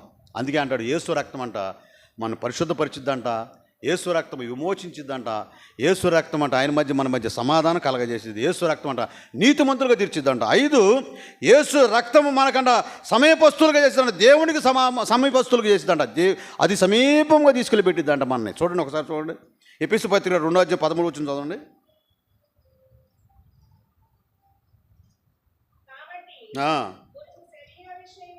అమ్మా ఎఫెసీ పత్రిక 2:13 వచ్చింది. అయినను మునుపు దూరస్తులైన మీరు ఇప్పుడు క్రీస్తు యేసునందు క్రీస్తు రక్తము వలన అది అయినను మునుపు దూరస్తులై ఉన్నారు. ఎక్కడ ఉన్నారు? దేవుడికి మనకి ఏమన్నా చాలా దూరస్తులుగా ఉన్నాం. మన ఆలోచనలు దూరంగా ఉండే, మన తలంపులు దూరంగా ఉండే, ఆయన మధ్య మన మధ్యన. ఇప్పుడు క్రీస్తు యేసునందు క్రీస్తు రక్తం వలనంట, ఆయన రక్తం వలనే ఆయన మధ్య కన్నా ఆయన దగ్గర సమీపస్తులుగా వచ్చేసావంట. అది ఆయన రక్తం ఏం చేసిందంట? దేవుని మధ్య మన మధ్యన మనకంట అది సమీపంగా తీసుకొచ్చి. ఎంత సమీపం అంటే ఇప్పుడు వీళ్ళిద్దరు కూర్చున్నారు కమ్మా, కూర్చున్నారా? ఎంత సమీపం ఉన్నారు? అది ఇంట్లో ఒకళ్ళు ఇక్కడ ఒకళ్ళు కూర్చున్నారు అనుకో, సమీపం ఉన్నట్టు లెక్క కాదు కదా. అంటే పక్క పక్కన ఎంత ఇదిగా కూర్చున్నారో అంతగా దేవుడు అంటే మన మధ్యన అక్కడ ఉంటాడంట. అంత సమీపస్తులు చేసిందంట. ఏది? యేసు రక్తము ప్రతి పాపము నుండి పవిత్రపరిచిద్దంట. ఎఫెసీ పత్రిక 2:19 అంటాడు, కాబట్టి మీరిక ఎదుట పరజనులను పరదేశులై ఉండక పరిశుద్ధులతో ఏక పట్టణస్థులుగా దేవుని ఇంటి వారై ఉంటారంట. పరదేశులను పరజనులై ఉండక పరిశుద్ధులతో అంటే ఏక పట్టణస్థులుగా ఉంటారంట. అంటే ఏంది? సమాధానంగా దగ్గరికి సమాధానకరంగా ఉంటారంట. ఎలాగ ఉంటారంట? సమీపస్తులుగా ఉంటారంట. ఎక్కడెక్కడో వారు ఉంటారంట. పరజనులుగా ఉంటారంట, పరదేశులుగా ఉంటారంట. ఎక్కడ ఉంటారంట? యేసుక్రీస్తు రక్తం వల్లనే అది జరిగిద్దంట. సమీపస్తులుగా మార్చబడతారంట, దగ్గరగా వస్తారంట. అంటే అప్పుడు దాకా కోట్లాడుకోవచ్చు, అప్పుడు దాకా ఒకరి మధ్య సమాధానం లేకపోవచ్చు, ఒకరి మధ్య భూ సంబంధమైన తగాదలై ఉండొచ్చు, అప్పుడు దాకా సంబంధాలు కుటుంబాల మధ్య తగాదలై ఉండొచ్చు, ఎక్కడెక్కడో నువ్వు బ్రతకవచ్చు, ఎక్కడెక్కడో ఉండొచ్చు. కానీ యేసు రక్తం నీ మూలకి ప్రవహిస్తుంట. అయ్యో వాళ్ళని క్షమించే మనసు వచ్చిందంట నీకు. అయ్యో నా వాళ్ళు అక్కడ ఉన్నారు, నా వాళ్ళు అక్కడ ఉండాలని చెప్పేసి వాళ్ళకి దగ్గరికి కనెక్ట్ అవ్వడానికి నువ్వు ఎప్పటికప్పుడు నీ ఆరాట పడుతుంటుంది నీ మనసు. అయ్యో నా వాళ్ళ మధ్య నా మధ్య ఇంత సమీపస్తుగా మనం ఉండలేకపోతున్నాం, వాళ్ళు ఎక్కడో నేనెక్కడ ఉంటున్నాను, ఎందుకు జరుగుతుంది ఈ పరిస్థితి అని చెప్పేసి ఆలోచించి దేవుడి సన్నిధిలో ప్రార్థిస్తేంట ఆయన రక్తం అంట మిమ్మల్ని అంట సమీపస్తులుగా మార్చిద్దంట. ఆమేన్. అలాగే యేసు రక్తము వలన పరిశుద్ధపరచబడతామంట. మనం ఇందాడేమైంది? పరిశుభ్రతపరచబడతాము. ఇక్కడ యేసు రక్తం వలనంట పరిశుద్ధత కలిగిద్దంట. హెబ్రీ పత్రిక 13:12 ముగించబోతున్నాను నేను.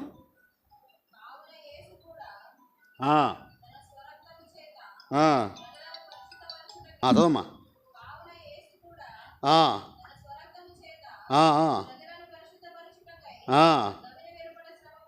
అది ఏమన్నా ఇవ్వబడింది ఇక్కడ? యేసు రక్తం వలన పరిశుద్ధత వచ్చిందంట మనకి, పరిశుద్ధత. అందుకే అంటాడు, కావున యేసు కూడా తన స్వరక్తము చేతంట ప్రజలనంట పరిశుద్ధపరచుటకి అంటే గవినీయుడు ఆయన శ్రమ పొందాడంట మన పరిశుద్ధపరచడానికి. చూడండి, అసలు మనం ఎవరినైనా మంచి చేయడానికి మనం అలా శ్రమ పొంది మనం ఉన్నామా? ఎదుటి వారికి మంచి చేయాలని చెప్పేసి వాళ్ళ కొరకు మనం ప్రార్థన చేసి కన్నీరు కార్చి కష్టపడి చేసేది ఏమైనా ఉందా మనం అన్న? మన జీవితంలో ఏమి ఉండదు. అక్కడంట ఆయన నిన్ను పరిశుద్ధపరచడానికంట గవిని వెనకడంట ఆయన శ్రమ పొందాడంట నిన్ను నన్ను పరిశుద్ధపరచడానికి. అలాగే పేతురు రాసిన మొదటి పత్రిక కూడా చదవండి. ఇక్కడ ఇంకో మాట ఏంటంటే యేసు రక్తం స్వస్థత కారణమైందంట, స్వస్థత కలగజేసిద్దంట. చూడండి, పేతురు రాసిన మొదటి పత్రిక 2:24 మన పాపముల విషయమై చనిపోయి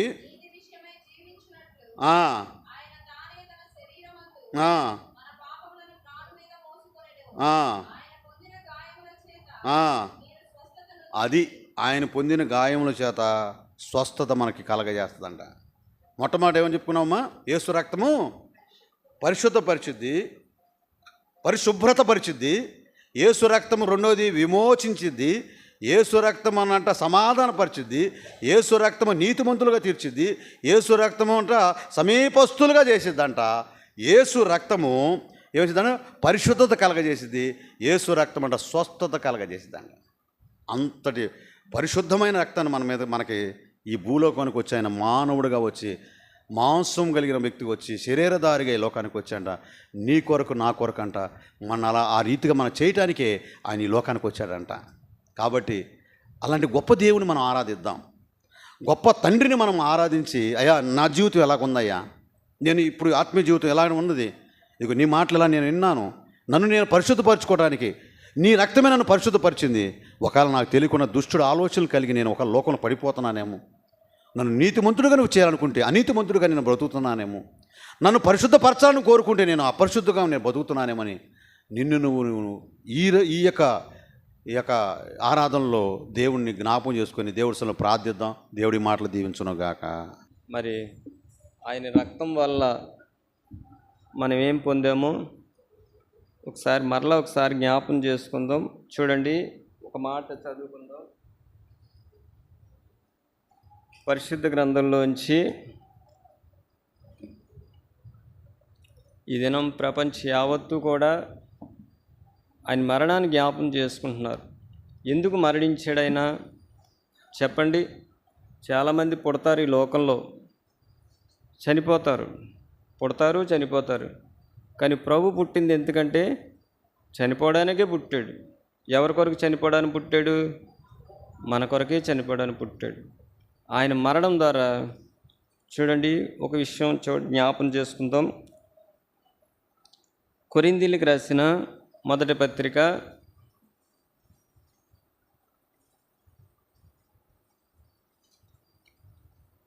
15వ అధ్యాయము. కొరింథీయులకు రాసిన మొదటి పత్రిక 15వ అధ్యాయం 3-4 వచనాలు చదవండి.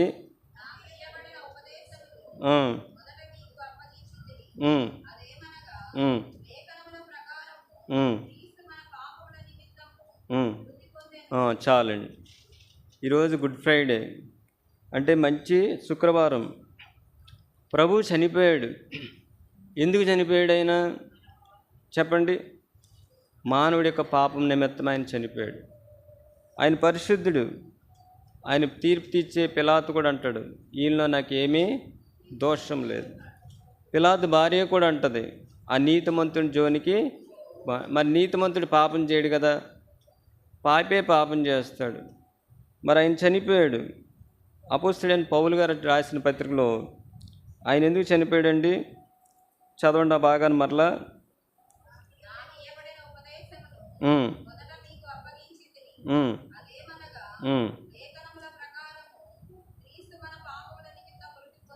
చాలండి. యేసు ప్రభు చనిపోయాడు. ఇక్కడ కూర్చున్న బేతనీయులు ఎవరైనా సరే, ప్రభు చనిపోయాడంటే ఎవరి కొరకు చనిపోయాడు? మన కాదు, నా కొరకు, నా కొరకు చనిపోయాడు. చనిపోయినప్పుడు ప్రభు ఎలా ఉన్నాడండి? ఏదో అకస్మాత్తుగా చనిపోవాలా.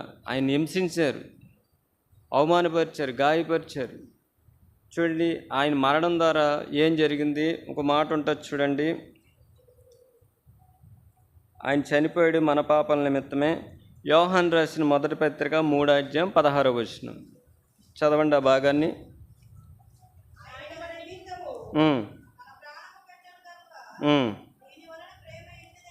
చాలండి. ఆయన మరణం ద్వారా ఏం తెలుస్తుందండి? ప్రేమ. ఈ లోకంలో చూడండి, భార్యాభర్తల ప్రేమ, అన్నదమ్ములు, స్నేహితులు, బంధువులు, మనుషుల ప్రేమ ఉంటుంది. కానీ ఆ ప్రేమను మనం తెలుసుకోలేం.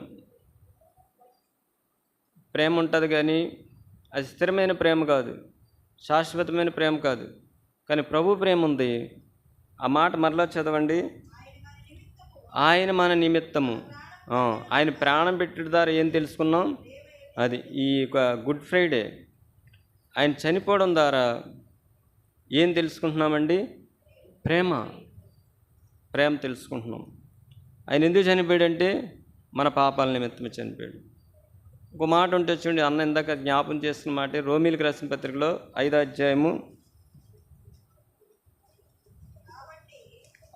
ఒక మాట ఉన్నది చూడండి. రోమీలకు రాసిన పత్రిక 5వ అధ్యాయము ఇక్కడ ఒక మాట ఉంది, 10వ వచనం. ఏలయనగా శత్రువులమై ఉండగా ఆయన కుమారుని మరణం ద్వారా, మూడోది ఇది ఏంటంటే సమాధానం. మనం పాపం చేస్తాం, మన పాపం నిమిత్తం ఆయన చనిపోయాడు. రెండోది, ఆయన చనిపోవడం ద్వారా ప్రేమ తెలుసుకున్నాం. మూడోది, మనం ఎవరండి? దేవునికి శత్రువులకి ఏముండాలి? పైన మాట ఉంటుంది చూడండి, రోమీలకు రాసిన పత్రిక అదే 5వ అధ్యాయము 9వ వచనం చదవండి. కాబట్టి ఆయన రక్తం వలన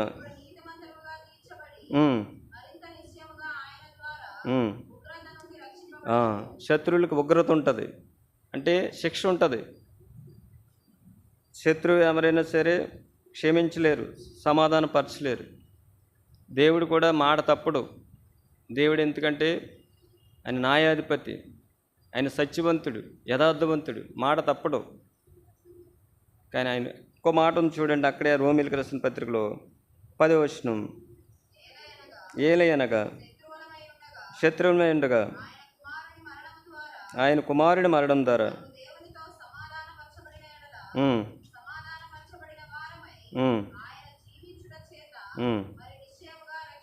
చాలండి. మనం శత్రువులను అయితే ప్రభు ఏం చేశాడంటే ఆయన మరణం ద్వారా రక్షించాడు. చూసారండి, అక్కడ ఆ మాట రాయబడ్డది. ఆయన మరణం ద్వారా మనం ఏం చేయబడ్డాం? సమాధానపరచబడ్డాం, అంటే రక్షింపబడ్డాం. ఈ సమయంలో చెప్పబడిన మాటలు ఆధారం చేసుకుని ప్రపంచ యావత్తు కూడా ఈ లోకంలో ఆయన మరణాన్ని జ్ఞాపం చేసుకున్నారు. చాలామంది అనుకుంటారు మరణించాడు ఆయన. ఎందుకు మరణించాడు? మన పాపాల నిమిత్తం ఆయన మరణించాడు. ఆయన మరణించుడు ద్వారా ప్రేమ ఏంటో తెలుసుకున్నాం. ఆయన మరణించుడు ద్వారా మనం ఎవరితో సమాధానం ఉందండి? దేవునితో సమాధానం ఉంది. మరి ఇంకా యవనస్తులు యవనరాలు చాలామంది ఉన్నారు. మరి ఇంకా పాపం జీవితం జీవిస్తూ సమాధానం లేకుండా దేవుని ఉగ్రత కింద ఉంటే, మరి గుడ్ ఫ్రైడే గత సంవత్సరాలకు వెళ్ళిపోతూ వస్తుంది. గుడ్ ఫ్రైడే ఎస్టర్డే, ఈ సంవత్సరం కూడా వెళ్ళిపోతుంది. గుడ్ ఫ్రైడే ఆగదు, మన ఆయుష్ కూడా ఆగదు. మనకు కూడా మరణం ఉంది. ప్రభు మరణించాడు, మనకు కూడా మరణదినం ఉంది. ఆ మరణదినం రాకముందే, ఆయన రాకడ రాకముందే ఈ గుడ్ ఫ్రైడే నీకేమవ్వాలి? మంచి శుక్రవారం అవ్వాలి, మంచి జరగాలి. ఎప్పుడు జరుగుద్ది చెప్పండి? ఎప్పుడు జరుగుద్ది చెప్పాలి. నా పాపాల విషయమే పశ్చాత్తాపడి, ఒక వ్యక్తి నా కొరకు చనిపోయాడు, పశ్చాత్తాపడాలి. ఆయన నలగొట్టబడ్డాడు. యెషయా గ్రంథం 53వ అధ్యాయంలో సొగసు లేకుండా స్వరూపం లేకుండా మాను మీద చనిపోయాడు. ఆయన నలగొట్టబడ్డాడు, గాయపరచబడ్డాడు. ఒక వ్యక్తి మన కొరకు చనిపోయాడంటే దాన్ని మనం జ్ఞాపం చేసుకోవాలి. మరి ప్రభుని ఆరాధన ఇన్న వాక్యాన్ని ఆధారం చేసుకుని, ఆయన రక్తం అంటే ప్రాణమే. రక్తం అంటే ఏంటండి? ప్రాణం. ప్రాణం ద్వారా మనల్ని నీతిమంతులుగా చేశాడు, సమాధానపరిచాడు, విమోచించాడు. ఇంకేం చేశాడు ప్రభు చెప్పండి? పరిశుద్ధపరిచాడు. ఆయన రక్తం అంటే ప్రాణమే. మరి చెప్పబడిన మాటలు ఆధారం చేసుకుని బ్రదర్స్ లోకల్లో, సిస్టర్స్ లోకల్లో ప్రభుని ఆరాధించండి. ఆయన మరణమే మనకి ఈ దినాన్ని బేదనీకి రావడానికి కారణమైంది. ఆయన మరణించకపోతే మనం అందరం ఎక్కడికి ఉండాలండి? దైవగ్రత కింద ఉండాలి, శిక్ష కింద వెళ్ళిపోవాలి. ఆయన మరణము చూసారా ఎంత ఘోరమైన మరణం అది. మరి ప్రభుని జ్ఞాపం చేసుకుని ప్రభుని ఆరాధిద్దాం బ్రదర్స్ లోకల్లో, సిస్టర్స్ లోకల్లో.